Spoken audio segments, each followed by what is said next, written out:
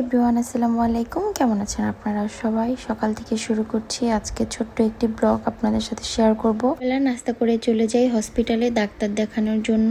বেলায় হসপিটালের ভিতরে যে দেখি যে খুব সুন্দর করে একটি লোক পিয়ানো বাজাচ্ছিল। আমার কাছে এই ব্যাপারটা খুবই ভালো লেগেছে, কারণ এরকম আমি কখনোই দেখিনি, এই প্রথমবার দেখলাম। এই হসপিটালের ভিতরটাও খুবই সুন্দর।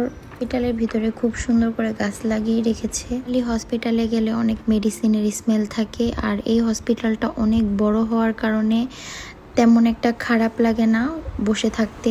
আমরা অনেকক্ষণ বসে থাকার পরে ডাক্তার দেখাতে দেখাতে আমাদের দুপুর হয়ে যায়, লাঞ্চ টাইম হয়ে যায়।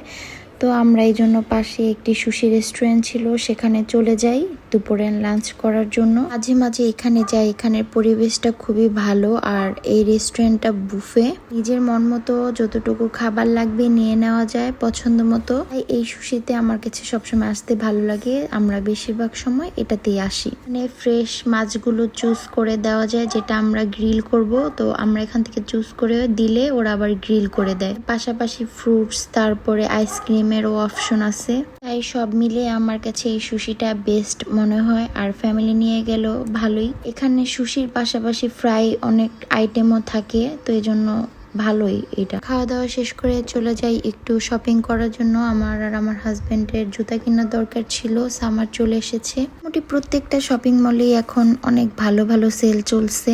ভালোই কয়েকটা সেলে কিনে নিয়ে এসেছি। তারপর বিকালবেলা আমরা একটু বাসার পাশেই পার্কে ঘোরাঘুরি করি।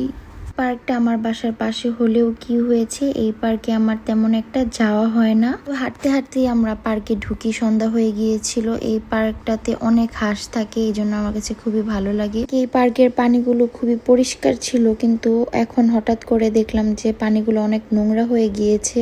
পরে আমরা পার্ক থেকে বের হয়ে যাই। আমার অনেক বাবুল টি খেতে ইচ্ছে করছিল, তারপর আমরা বাবুল টি কিনে, তার পাশেই কনসার্ট হচ্ছিল, ওখানে কিছুক্ষণ বসি। সবার কাছে ভিডিওটা ভালো লাগবে। সবাই ভালো থাকবেন, সুস্থ থাকবেন। আল্লাহ হাফিজ, আসসালামু আলাইকুম।